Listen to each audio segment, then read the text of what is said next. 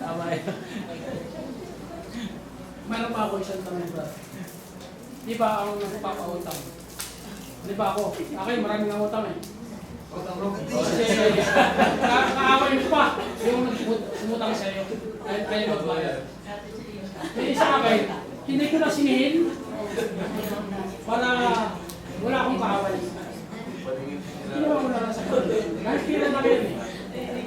Sa ating buhay. Dahil ang pira, kita naman natin. Kaya hindi ko na sinihin. Bigay na. By the way po, kung mayroon kayo mga talanganin o bitbitin sa mga puso't isipan ninyo, mga katanungan na hinahanapan nyo ng kasagutan, at maaaring hindi man po ito ay bahagi ng ating topic, maaari natin po itong sama-samang i-discuss at hanapan ng solusyon sa paraang maka-biblical at pamumuhay Kristiyano po. Kasi minsan meron po tayong topic na mga nais itanong, ngunit inaabot na ng ilang panahon, hindi bahagi ng ating mga pagtuturo kasi hindi naman po namin alam yung inyong ano. Yun po ay maaari ninyo tanungin kahit sino man po ang mga may kakayahan ng mga tagapagturo dito. Magandang bagay po yan na tinatanong ninyo kasi maaaring nititbitin kayo sa inyong mga puso, ngunit nangangailangan ng kasalanan. Yung pera, ngayon ko na alam. Kaya alam ko na po ngayon yung sunod aming puutangan. So, meron pa po ilang katanungan na nais tanungin. Maaaring ito man po ay tungkol sa spiritual genre o mga tungkol sa pamumuhay, pinansyal, pisikal, pag-ibig, sama-sama po natin. Sa pag-ibig daw. Bagamat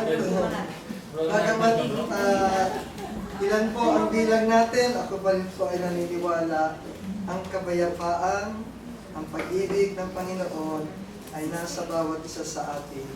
Dahil tayo po'y muli nakapaglingkod sa Kanya at tayo po'y nakaganap ng ating mga banal na tungkol. At para sa panghuli po, tayo po'y umawit ng may kaligayahan sa ating mga puso na babaunin natin. Ang ating buhay ay pinagkakatiwala natin sa ating Panginoon. Awitin po natin ang 642 ng may kagalakan sa ating mga puso. I am resolved. Okay, ready? Nadidinig ko ba sa likod? I am resolved no longer to linger. Ready? 642. Okay, ready? Sing. I am resolved no longer to linger, charmed by the world's delight. Things that are higher, things that are nobler, things that allure my sight. I will ascend to Him, ascend so good.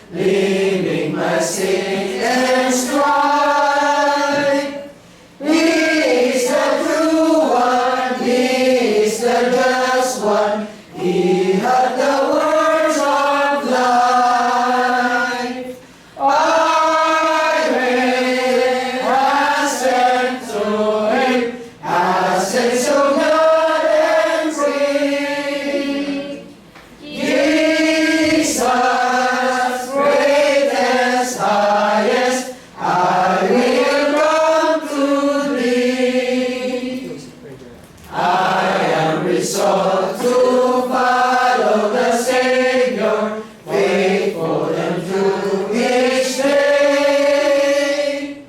Hear what He saith, do what He willeth. He is the living way. I will hasten to Him, hasten so glad and free. Jesus, greatest, highest, I will come to Thee. Number 4. I am resolved to enter the kingdom, living the path of sin. Praise may oppose me, foes may beset me, still will I enter in. I will hasten to Him, hasten so glad and free. Jesus, greatest, highest, I will come to Thee. Tayo po tumayo. I am resolved, and who will go with me? Conference without delay. Brought by the Bible, led by the Spirit, will walk the heavenly way. I will hasten to Him, hasten so glad and free. Jesus, greatest, highest, I will come to Thee. Tayo po ay yumuko at ipikit ang ating mga mata at damdamin po natin ang presensya ng ating Panginoon. Amang Diyos na makapangyarihan sa lahat, na may gawa ng langit at ng lupa, sampu ng aming mga buhay. Muli po ay nagpapasalamat kami sa araw na ito, sa pagkakataon na ibigay niyo po sa amin na kami po ay muling magkatipon-tipon upang sama-sama kayong purihin, Ama, at mag-aral ng inyong mga banal na salita. Marami pong salamat, Ama, sa buhay at kalakasan na patuloy po namin tagay sa sandaling ito. Dalangin po namin naman, agabayan niyo po kami sa araw-araw naming pamumuhay at sana po mapatawad niyo kami sa aming mga kasalanan na gawa, sa isip, sa salita at sa gawa. Dakilang Ama, kayo po ay aming pinupuri at pinapasalamatan sa aming mga buhay, Ama, sa mga kalakasan at taglay po namin.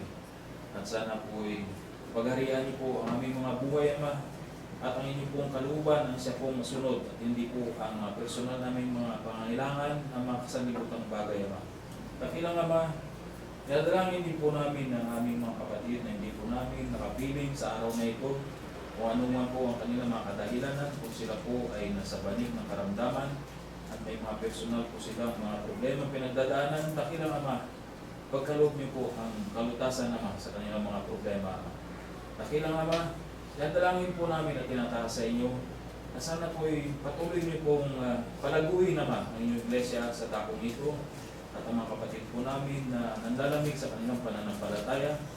Ipuin niyo po ang inyong mapagpalang kamay ang kanilang mga puso at isipan upang muli ay makapiling po namin sila sa takong ito.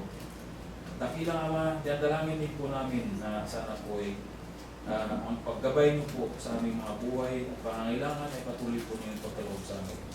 Ang palakasan ng pangangatawan, Ama. Ito po ang aming pong samot dalangin sa pamagitan at karapatan ng inyong bugtong na anak, ang aming Panginoon, si Kristo Jesus, ngayon at pagpakailan pa man. Amen. Amen.